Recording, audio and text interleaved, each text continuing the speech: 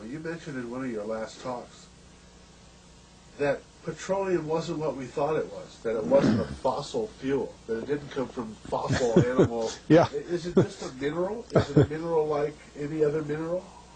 Is that how it, what would you say? How did it, what's the origin of You see, petroleum? when they first found petroleum, because they were beginning to make motors and needed on axles of wheels on railroad trains and all that sort of thing, and remember trains started in the beginning of the 19th century, then oil went from just a lubricant to a fuel, and it made it valuable. And Rockefeller happened to be the smartest man in the business at the time, but he made most of his money, or much of it, off the transport of the petroleum as well as selling it. But one thing they realized was, because oil is putting a price on oil is like putting a price on a pail of water. You know, no initial cost. It's in the ground, and in those days they were, some of it almost what you'd call surface mining the oil. They didn't go down deep. So in order to get the price up, they hit on the idea that they would have to make it appear to be scarce. That after we take the next few barrels out, we're probably going to have to close as well. You know, that kind of thing. Well, a very fortuitous event. In 1892, there was a convention in Geneva of scientists to determine what organic substances are. Well, the definition of organic is a substance with hydrogen, oxygen, and carbon. And so it's usually a living substance, a tree. You analyze a dead tree, hydrogen, carbon, and oxygen, and grass, and so on, living things. Animals, we are hydrogen, oxygen, and carbon. So at this Geneva Convention, Rockefeller took advantage of sending some scientists over who said, oil, petroleum, is hydrogen, oxygen, and carbon. Therefore, it must be derived from the spoiling, the rotting of formerly living matter. And playing the game properly, when this scientific convention was over, they defined oil as the residue from formerly living matter. Well, that makes it a fossil fuel. I don't know why they decided to use the word fossil, but it says formerly living matter is fossil. Well, of course, today, and another thing we should know is that there has never been a fossil, a real fossil, found below 16,000 feet. And you can't argue at 16,000 there's a level line, because someplace the ground sinks and so on. But 16 is what the scientists say, 16,000. We mine oil, or we drill for oil, at 30,000, 33,000, 28,000 every day of the week. So right there we rule it out that it isn't fossil fuel.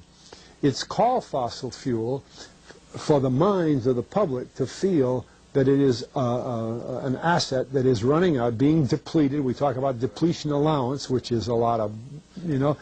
And actually, if you know the world's oil supply, you know that it is not going to run out for an awfully long time. It is the second most prevalent liquid on Earth. And we haven't begun to dig.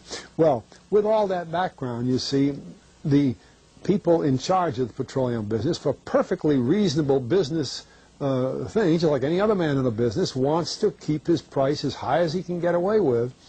And the way to do is just say, well, there's no more. With the last barrel is going to cost $1,000, and then it's all done. And they preach that stuff. What bothers me is that in geology books, it's in there.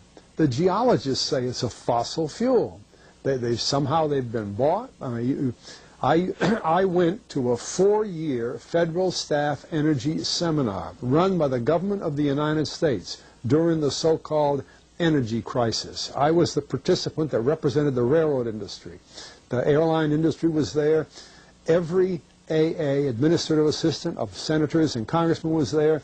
The CIA was there, the Defense Department was there, the State Department was there. Sometimes sitting right in front of me in the row would be Henry Kissinger with his friend, the head of Department of Defense, That's too bad. I can't put the names with them. But anyway, people like that, top men in the government, sitting there listening to the Federal Staff Energy Seminar. Well, what this was doing is for 4 years, they were teaching a propaganda line to the leading people in this country, and therefore to the leading people in the world, when you include the Schlesingers, Kissinger and Schlesinger, among others. And the object of it was, as Kissinger used in his own terms when it was time for him to speak, to create a world price for oil. In other words, not 30 cents a gallon here and 90 cents a gallon there, but let's get a world price. That's their goal, and they're trying to do that for wheat and everything else. We don't realize what the controls are, whether it's oil or some of these other things. Almost everything today is being categorized at the highest price they can possibly make it go.